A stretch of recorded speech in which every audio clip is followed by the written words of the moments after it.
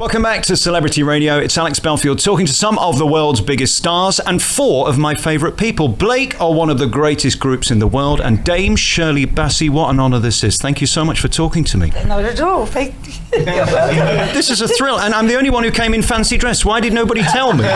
You look great. Christmas time, you've got a Christmas single, and you boys have got a Christmas album. The Christmas song is probably the greatest Christmas song ever. Yes or no?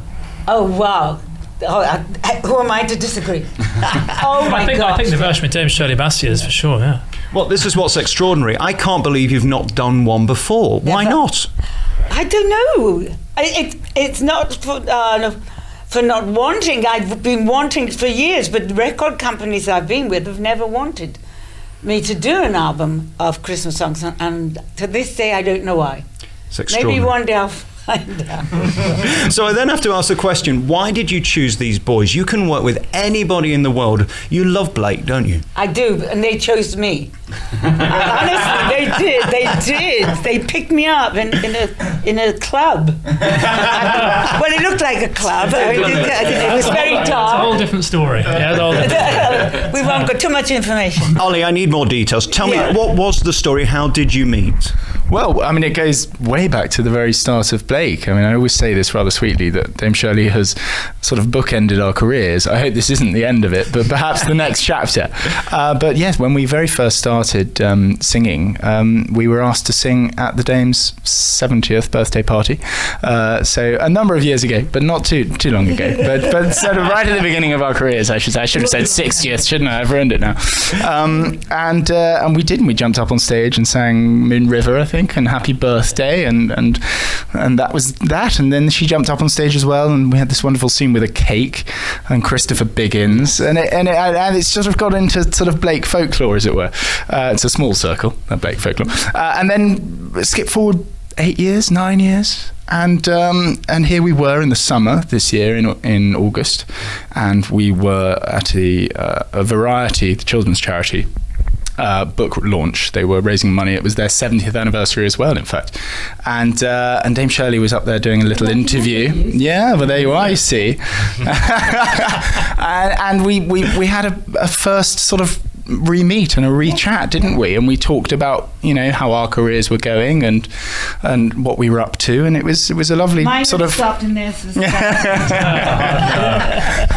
But we had this very honest chat, and then we had the conversation about Christmas albums, and of course it all roller coasted from there. This is the sycophantic bit, and forgive me, do you realise how loved you are and how remarkable your voice is? Because every day it's still played on the radio. You talk about making choices to come back or ending your career when you choose to do so.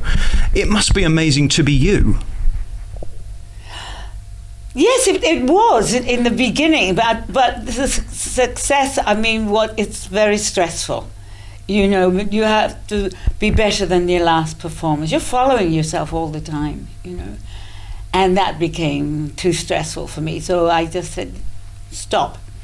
And I do some charity shows now. 2-3 songs, no stress. And I like that. And to work with the boys, the chance to do the Christmas song. He didn't tell the whole story. He said, they're going to make a Christmas album. And I said, I've never done a Christmas album. So would you like to do one of the songs on it? And I said, love to, yeah. Jumped at it. And then just last week we saw you on Graham Norton recreating this number live, and it was faultless and it was magnificent, and you've still got that enormous voice. What pressure is there on you to sound like you when you walk in a studio? Because it's so distinctive, that voice. There's no hiding behind the band, is there? No. It's there. It's something that's there. I don't read music. I've never had a singing lesson. I've had vocal exercise lessons, but I don't think you can give singing lessons. You've either got it or you haven't. Yes, exactly. Somebody can't teach you to sing. And then I wonder on this single, when you get to that last note, which goes on for about 4.5 minutes, have you ever passed out doing one of those belting big ends? Yes, the Goldfinger I nearly did, yes. That ending, oh my God, and I had to do it 3 times, and until I was blue in the face, and I thought I'm going to pass out. Is that the famous one where you breathe in the middle and going, God, yeah. No, at first I made the mistake of trying to do it all in one go without taking a breath, and that's when I went blue and nearly passed out. And John Barry said, well, try taking a breath. And I said, where? But we found a way. And when Dame Shirley stood in front of you and there you are singing with her, is there any greater thrill musically? Well, actually, we discussed this because we had obviously we've had the pleasure of hearing Dame Shirley record, but standing next to Dame Shirley when she's singing live, as we did on Graham Norton, and actually for Strictly Come Dancing, and when the adrenaline's up and Dame Shirley is ready to perform live, it is truly one of the most amazing physical experiences, let alone musical and emotional experiences that we've had. You can feel that voice going through you, and it was amazing. I could feel the energy and the adrenaline, and then the mouth opened and the voice came out, and it was like, this is actually happening. This is real life. I'm not just dreaming this. So it was such a thrill, and something that none of us will ever forget. And the irony to think you didn't even want to be a singer. This is almost one big accident, isn't it? Yes. I mean, I wanted to be an air hostess. I wanted to be a model. And I wanted to be a nurse that I saw blood, and that did it for me. But I never wanted to be a singer. And I never thought about it. I sang from this high. In fact, I would sing instead of cry when I was little. And, nobody got the message. They wouldn't listen. No, because of that, I was a nuisance, and I was told to be quiet and not sing, especially, like 3 o'clock in the morning. I woke up in the middle of the night and it was dark, and I don't like the dark. And I noticed that in the middle of the Graham Norton performance, you literally shrink to a third of your size, then expand as these notes come and go. How exhausting is it to be you? Because that's quite a lot of energy coming and going, isn't it? No, that was adrenaline. Yeah. I mean, it was incredible. Energy is when you do an hour and a half on stage, but the adrenaline will keep you going. It's after that you can't calm down fast enough, Yeah. And that's what I mean on stage. I could feel that adrenaline. You could feel it pulsating through Dame Shirley, and that's why that extraordinary energy and excitement comes out when she sings, and it's something else. I would add to that as well and say that actually it's very interesting because a lot of artists are fantastic live, but they don't always necessarily translate that feeling on their CDs, on their albums. But it was very clear to me that when Dame Shirley and I were in the studio recording it, that as you began to learn, to know the song well and to enjoy singing it, each time we got to the end of a take, was like we'd just done a performance, and there was this huge energy just in this tiny little booth we were in, and you'd get to the end of it and you'd sing it and then you'd go oh, and it was so exciting, and it was wonderful to watch because it wasn't just like a singer doing a take and doing delivery, and just being a professional. It was somebody actually performing, and that's exactly why your records, I think, are so famous, because every time you listen to it, you just get that sense of a live performance. Yeah. I really think so. But the key that we sing this song in, we tried 3 different keys. Everything. And the voice wasn't there. And then Ollie said, let's go one more. So we kept going up. And the 4th one, now before I got to that, I said, this is not for me, this song. Do you have another one? You weren't going to do Rudolph the Red-Nosed Reindeer instead, were you? Well, no, I was ready to try anything. We sort of got a phone call from Ollie having finally got Dame Shirley to London, and it was all happening, and then we got the sort of call from all saying, she says she wants to do another one. We were like, no. So I can only imagine the fear on Ollie's face when she said that. So. But we could not get the key that my voice was comfortable, the bassy voice, to get those notes out. And then the 4th one, we hit it, and we knew, we both looked at each other.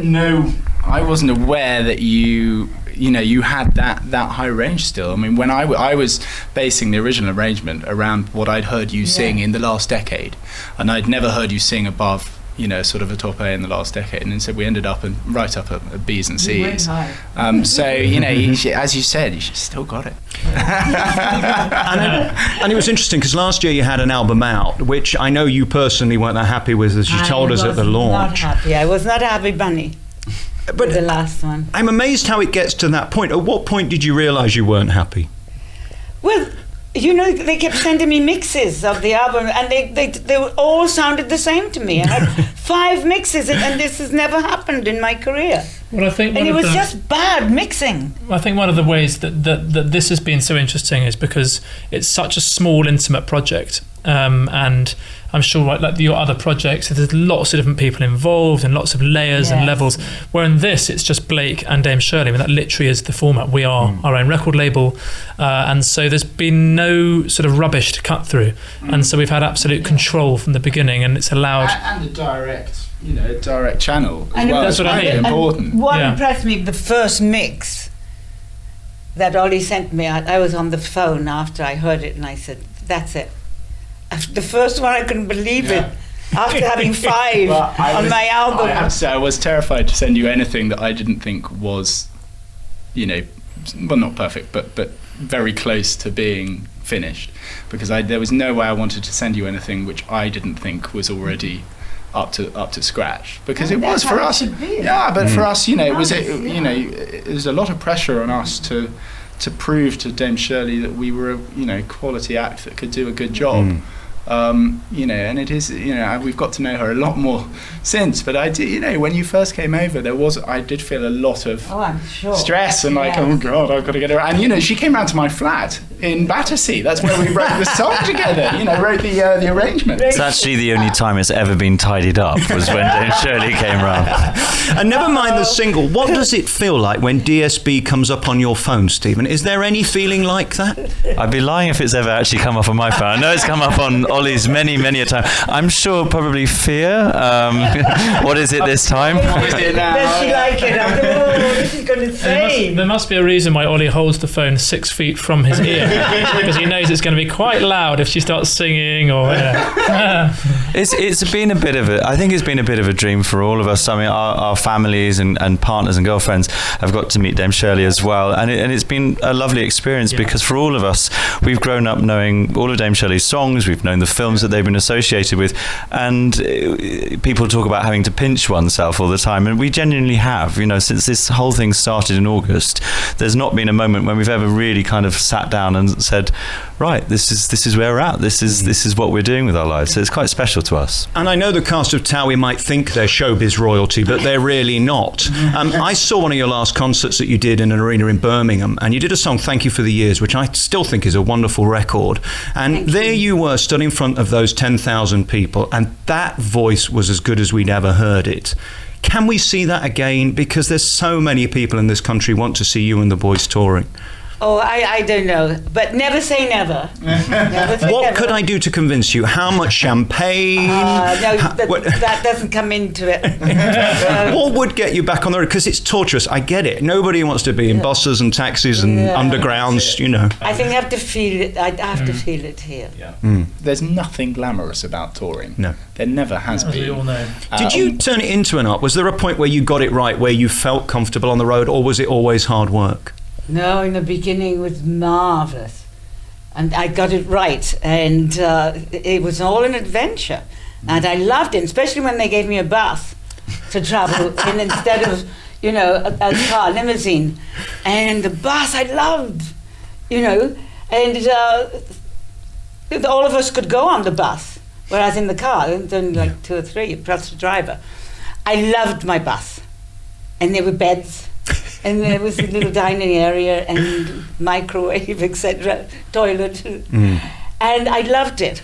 And then somewhere along the line, after many years, something happened, and it wasn't magic anymore. Do you miss that round of applause, though? When I look at what you did in that auditorium, I mean, these arenas are so big, and the love that is given towards you, there must be a little bit of you that would like to feel that again, or have you had as much love as you can possibly take? I think I've had as much love as I probably could take. That's extraordinary. It's 60-odd years. Yeah. And there I was just on the train coming down on YouTube, watching you back right at the beginning. When you see those videos, do you ever see those videos, and is it you or is it your granddaughter? Who do you see when you watch those videos? Somebody else, not me. 'Cause it's another person, and I think, oh my gosh, I mean, she's very sophisticated, and her chat and all that. I wish I was like that instead of this shy person, you know, sort of sitting at home, couch potato, you know, watching myself on television. Two totally different people. It's interesting, that, isn't it? It's fascinating, and I wonder your life now. I mean, you could work with anybody you want. You chose Blake, which is a great honour for them. They chose me. Yeah. Well, yeah. They did. You said yes. I did say that. No, but that no. We have to get it straight. You chose me, and I'm honoured. Well, I'm thinking of recording Rudolph the Red-Nosed Reindeer, which is in your key for next Christmas. You got the right jacket on. I still feel stupid in this. I thought you'd all come Christmassy. Who knew? And then we look at your life. I know you like cooking. That's one of the things that you do enjoy doing. If we all came for dinner, I'm not hinting, by the way, but you could invite us. What would you cook for us? What could we have? Oh, I wouldn't invite you. That's me at home. I'm terrible. I can't entertain. I get so nervous. I would rather take you out to dinner. Really? Yes. Just say yes now and get it on tape. Yeah. And then in my research, I was watching you interviewed by Nigel Havers. Do you remember he came round to your house? Yes. And the last 15 minutes was on the bed. Now, it just so happens. Ollie, you wouldn't believe what went on that bed. That was a good interview, wasn't it? This doesn't even compare. And that's why I've never seen this interview, Dame Shirley. I must watch it. You were very naughty. I was naughty. Nigel was. I mean, how many times did you kiss each other? It must have been 340 times. Well, on the mouth? Well, on the cheek, on the mouth, everywhere. Haven't you seen it? I'll send you the link. It's outrageous. What year was this? 1999, I think it was. It was at your house in Monte Carlo. Yes, yeah. You came in. He's a famous flirt, isn't he? He's a smoothie. Yes, it was all flirt. He's a smoothie. Do you know the reason, though, I think the British public love you more than most is because you're real and you're fun. And even on Graham Norton, you come across with a wink in your eye. And that's so important to you, isn't it? That you've got your sense of humour and you don't take it too seriously. And the interviewer doesn't take me too seriously either. And that's why I love Graham, because he doesn't delve deep into my life. It's all on the surface. It's fun. And that's how I like it. I don't like interviews where they go deep into my life, and I'm not very good at that. So as we sit here today, I mean, this new single is available now, and it's for charity, so you're giving back. Stephen, just tell us a little bit about the charity. Well, there are two charities involved, actually. There's Noah's Ark Children's Hospital in Cardiff, which is an amazing place that they never had before you set it up. They never had a children's hospital in Cardiff. They had to share hospital with grown-ups, and now they have their own hospital, and they have beds in the room so that parents, mum or dad, can stay with them. Because I know, I mean, it means a lot to you, doesn't it, to give back? You've had great blessings in your life from humble beginnings. Do you pinch yourself as we sit here in the Ritz of all places? It is incredible, isn't it, to think that the girl from Tiger Bay is sat here and still current and relevant. Pinch me. Pinch me. Yeah, and I get to have my own bed. I know. I think this should be the finale to the interview. And finally, I know this is the worst question, and this is the bit you're going to walk out. We're going to go around the room. The greatest song by Dame Shirley Bassey, starting with Ollie. The greatest song. Come on, there has to be one. Just My Bill from Showboat, actually. Because I've got that on vinyl. You played that. It's Dame Shirley when she's very young. She can't be more than 20. And it's extraordinary because it just shows everything that's going to happen in the future. Yeah. So there you go. You can choose a famous one. It's a great choice, that, because all did play that to us, and you hear fantastic. That this voice, which you think, wow, that there could only have been one path for a voice like that, and that's a great choice. Yeah. I'm going to get in there early. I'm going to go with Goldfinger. It's got to be. It's predictable, but it's one of the most famous songs. And interestingly, when we were making our music video with Dame Shirley, there were some people there with their children, and even they at 4 years old, they know Goldfinger. So it crosses generations, it crosses cultures. It's one of the biggest songs of all time. And I honestly think the reason that franchise is so big and enormous today is because of your 3 songs. I mean, they define the shows, and they're almost bigger than those movies.